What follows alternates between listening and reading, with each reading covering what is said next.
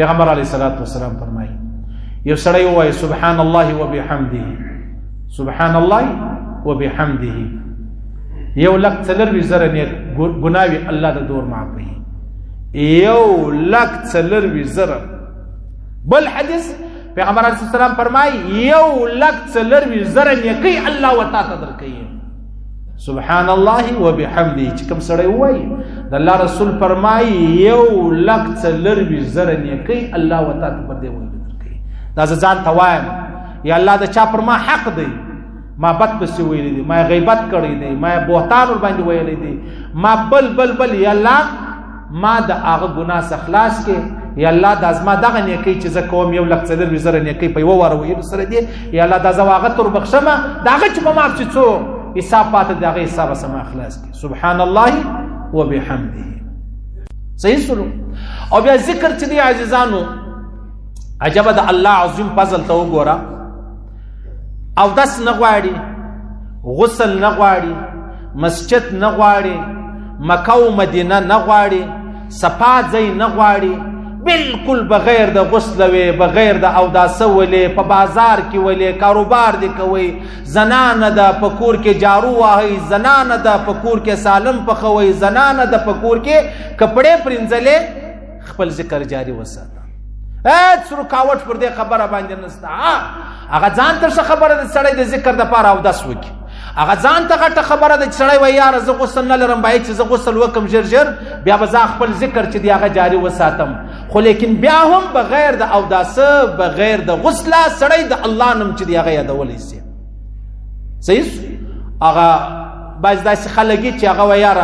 ما غسل نه درلودي چاته سلام نه ورچی ولی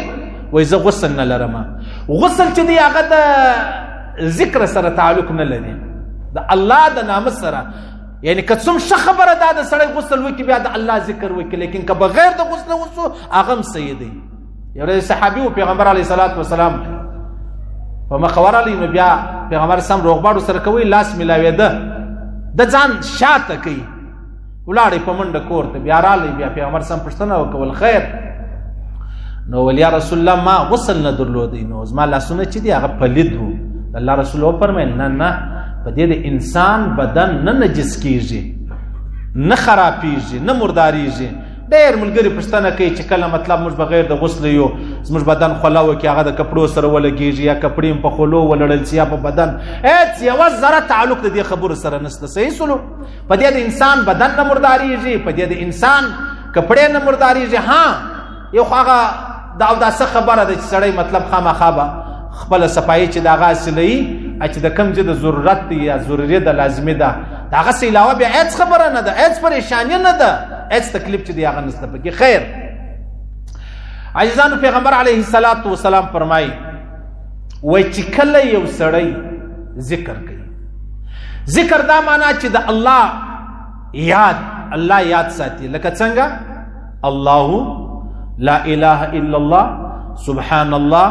الله اکبر لا حول ولا قوة الا بالله سبحان الله العظيم وبحمده سبحان الله العظيم دا ټول د الله رب العزت بڑای دا د الله رب العزت ذکر دی اوس که په دغه تور کې د سلام په ضرورت تور است په دغه تور کې ما ته بل تور یادو یا په دغه تور کې الله یادو الله ما ته پر عرش باندې یادي پیغمبر علیه الصلاۃ والسلام فرمایي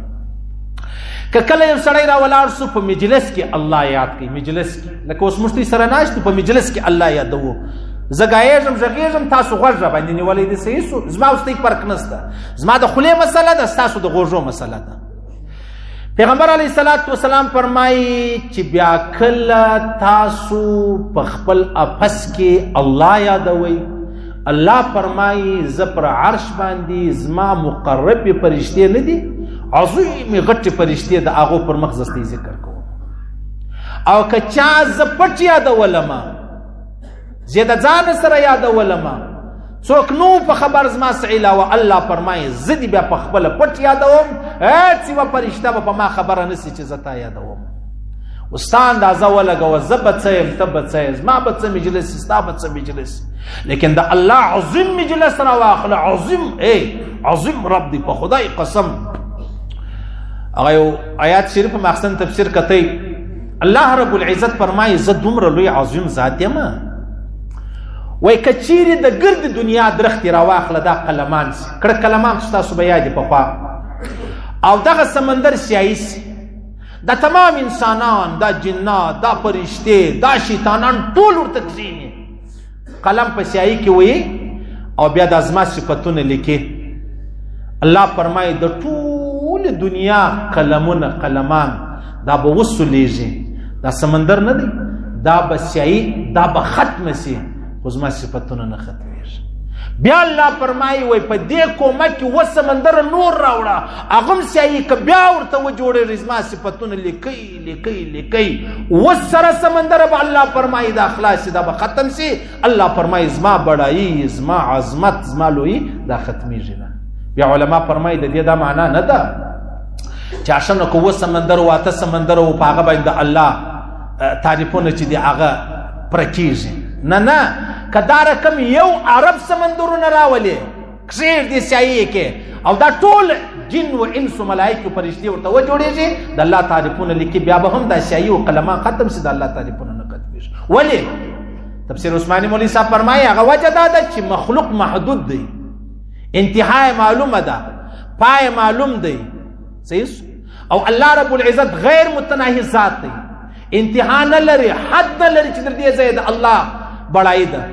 صحیح سلو نو اوس په یو محدود د غیر محدود څه تعریفونه وکړي اوس په یو سړی انتها خپل معلومه ده اوس انسان وایي یاره زه در ګلمنډۍ و تر میزان چوک در سرکي روډه پر په منډه تلی سم په واک تلی سم بل وایي یاره زه در مسپنګه تلی سم در کوچلاغه تلی سم صحیح سلو اوس چې ته راولاړ سې دا جټ طیاره راواخله دا روانه کېدی پیدل سره روان دا سره کېدلی سي ځکه به نسبت و هغه تیارې ته دی محدود دی د انسان انتهای معلومه ده چې په ما کې دونه وس دی او هلته تیاره ډېره تیزه ده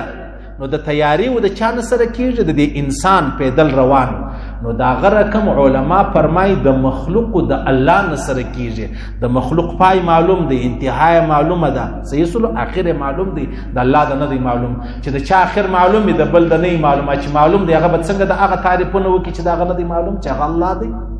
صحیح او الله خالق دی انسانان مخلوق راواخله دا به څنګه د الله تعریفونه وکړي الله فرمایي زه دومره عظیم ذات دغه الله فرمایي ته ما یادوه زه تا یادوم ته ما پر ښکاره یادوه الله فرمایي زه تا پر ښکاره یادوم اوس زه به په مجلس کې زما یاران ملګري دوستان به زه به الله یادوم د الله په دربار کې هغه عظیمې فرشتې دي د هغو پر مخ الله رب العزت بیا ما یادوي یا تا یادوي عجبه خبره ده صحیح سو ځکه الله فرمایي چې ای د زړو اطمینان تاسو خبردار اوسئ یاد لرئ دا خبره چې د زړو اطمینان په ذکر کې د ذکر سے علاوه به هیڅ شي کې اطمینان نشته عاجزانو که اطمینان وای نو په مال او دولت کې به وای او د مال او دولت والا ماښام د لسو ګولۍ سره پرېوځي هم پر نیمه شپه بیرته ویښ شي صحیح سلو که چیرې اطمینان وای د وزارت سره به وای وزارت نه دی چې عمران خان باید چې داسې د مازې بالښته له سر ورغلی نه وی دی به بیده وای لیکن یا ولې هغه وجه دا ده د مظلومانو بددعایو په پسې د مظلومانو صحیح سلو نو خبره دا ده که چیرې په وزارت کې اطمینان وای باید چې د ګرد جهان بادشاهان مطمئن وای یا دا خبره نه ده اطمینان الله په ذکر کې ارشدي په ذکر کې